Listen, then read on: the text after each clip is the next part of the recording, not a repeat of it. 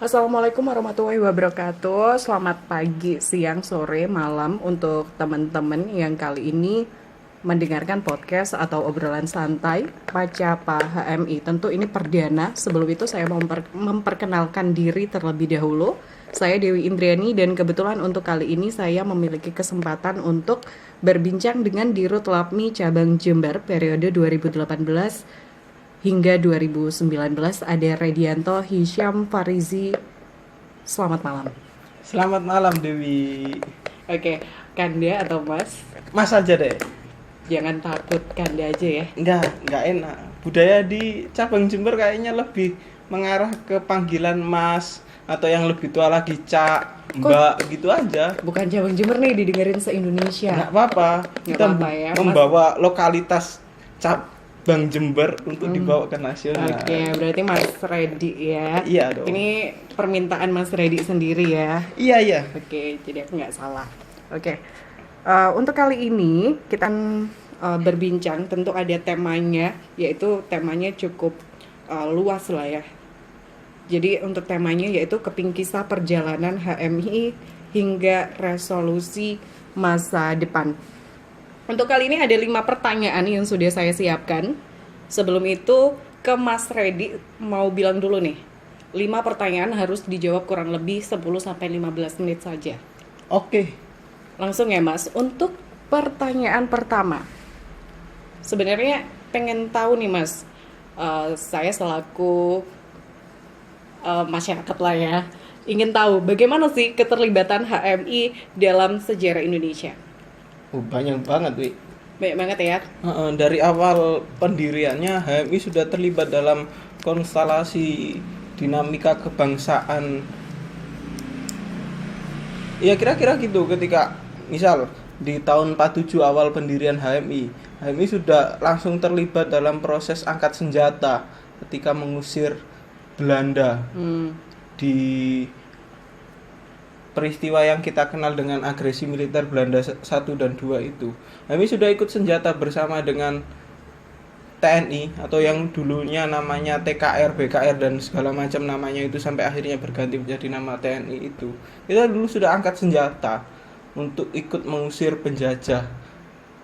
Terus kemudian di tahun-tahun 55 sampai 65 itu ketika HMI juga bergejolak dengan Partai Komunis Indonesia, pimpinan Dipa Nusantara Aidit pada waktu itu, dengan statement yang sudah sangat kita kenal, kalau nggak bisa membubarkan HMI lebih baik pakai sarung saja itu dan segala macam. Kita terlibat dalam proses kebangsaan dari awal pendiriannya.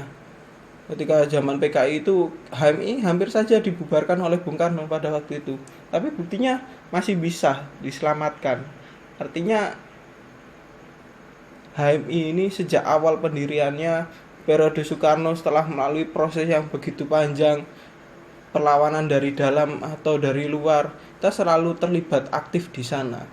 Terus kemudian kita juga ikut dalam proses reformasi ketika menumbangkan rezim Soeharto di era Orde Baru pada waktu itu, yang kita sangat menginginkan adanya perubahan di bangsa ini. Oke Mas Redi, tunggu, saya potong ya. Tapi benar ya organisasi tertua itu benar? Organisasi kemahasiswaan Kemahasiswa tertua, benar? tertua setelah kemerdekaan, pasca Oke. kemerdekaan HMI. Oke, bisa dilanjutin yang tadi. Itu ketika reformasi kita juga ikut turun jalan, ikut menyuarakan apa yang juga diinginkan oleh banyak orang pada waktu itu. Kita berkeinginan untuk demokrasi ini bisa dibuka seluas-luasnya, korupsi, kolusi, nepotisme itu juga diberangus dan segala macam. Kita satu barisan dengan gelombang reformasi pada waktu itu. Hingga hari ini proses pergolakan kebangsaan dan keumatan kita juga masih sangat terlibat aktif. Dibuktikan dengan ya alumni-alumni yang juga terlibat aktif di berbagai sektor. Terus juga HMI yang juga ikut banyak menyikapi persoalan-persoalan kebangsaan. Kira-kira gitu soal perjalanan HMI. Oke, jadi itu untuk keterlibatan HMI dalam sejarah Indonesia ya Mas Sudia ya. Oke, untuk ke pertanyaan kedua, dengan adanya HMI ini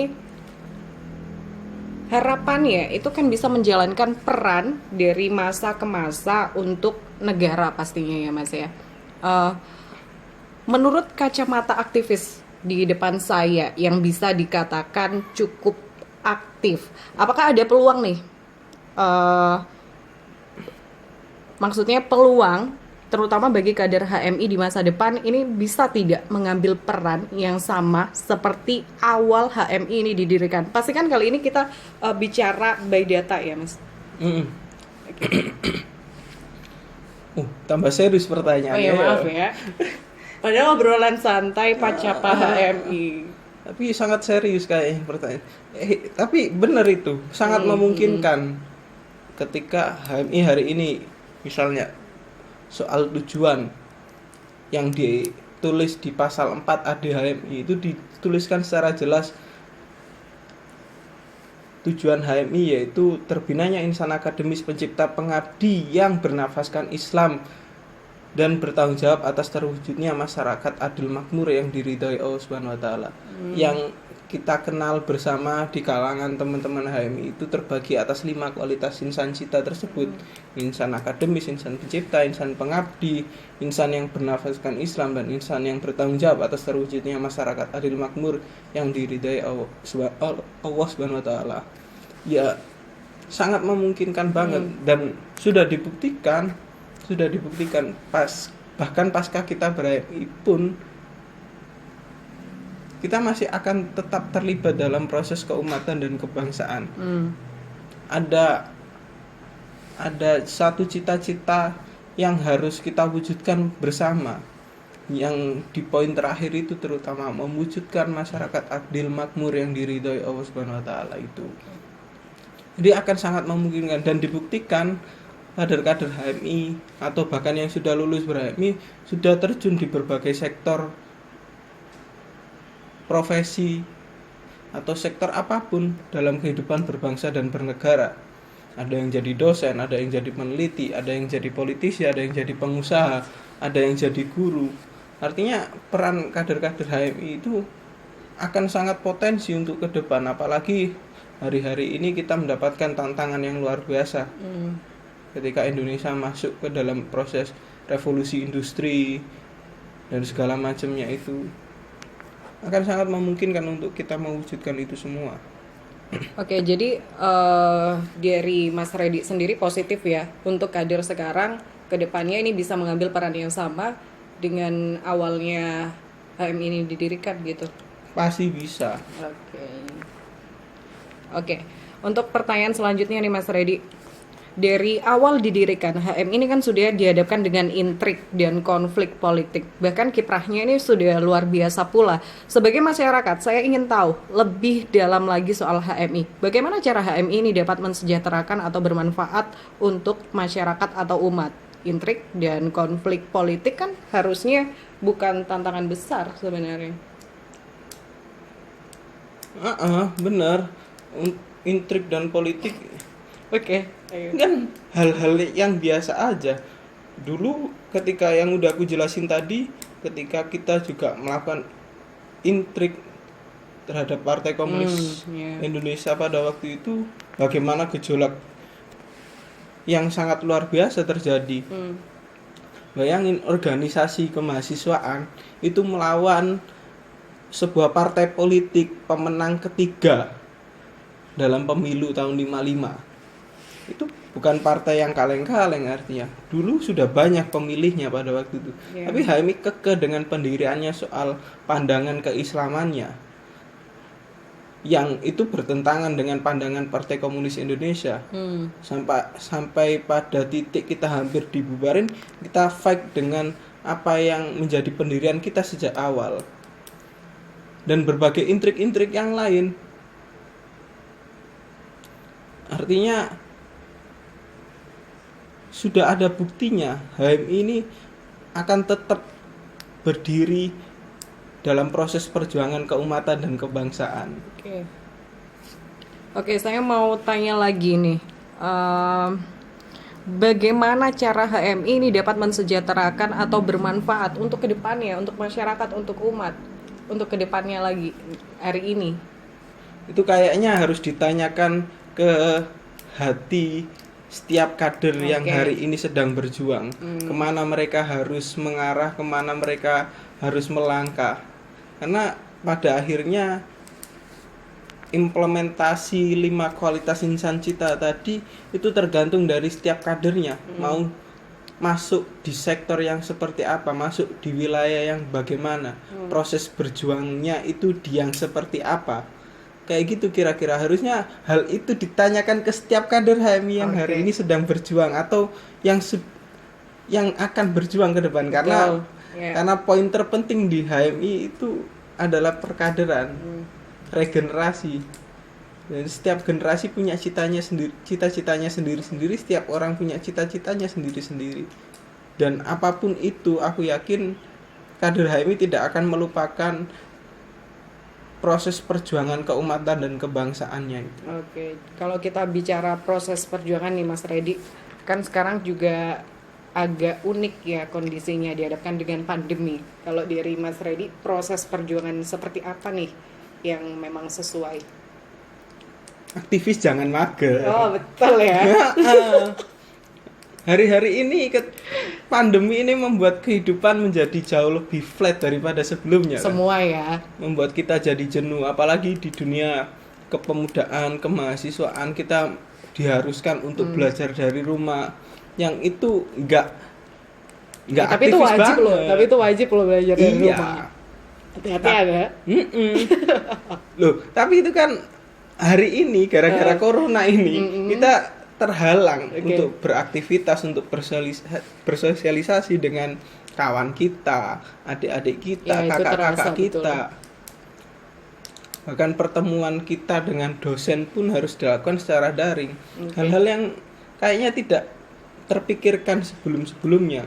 Jadi aktivis nggak boleh mager, cari cara yang lain ya Mas ya.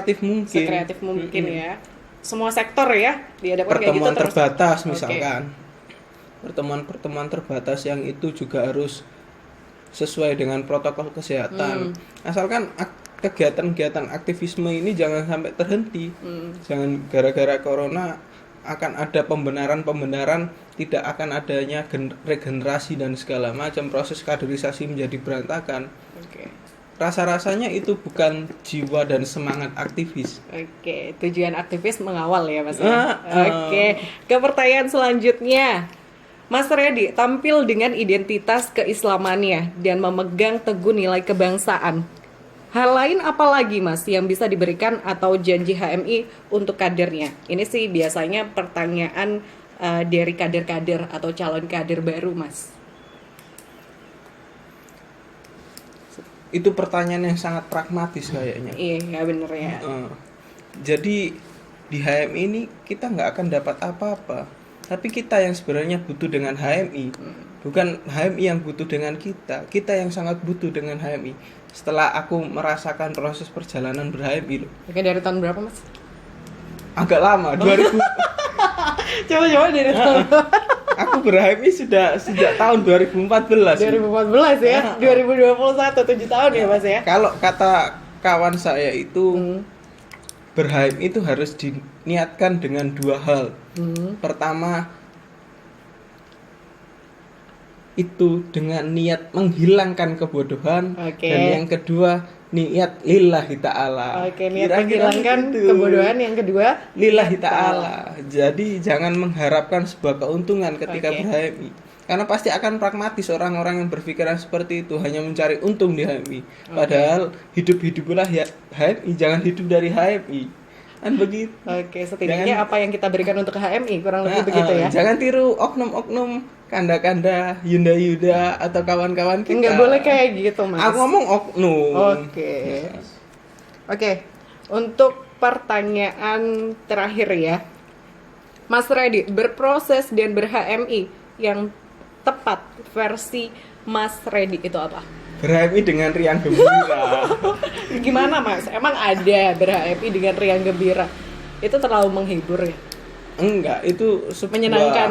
sebuah persepsi aja Oh, persepsi bahwa aja. Berhaim itu pasti akan sengsara. Berhaim itu pasti akan menderita karena yang awal tadi kita bicarakan menghilangkan kebodohan dan lillahi ta'ala dan nggak mencari untung di HMI, malah kita keluar duit iya, keluar tenaga iya, keluar pikiran iya, keluar waktu iya, akan ada banyak hal yang dikorbankan. Curhat ini Mas Redi. Bercerita Oh, iya. pengalaman, bukan Iya. curhat. Oke. Jadi kira-kira begitu. Nggak bisa untuk berpikir seperti itu. Maka proses perjalanan Berhaim itu pasti akan sulit, pasti tidak akan mudah, pasti akan melalui sebuah proses-proses.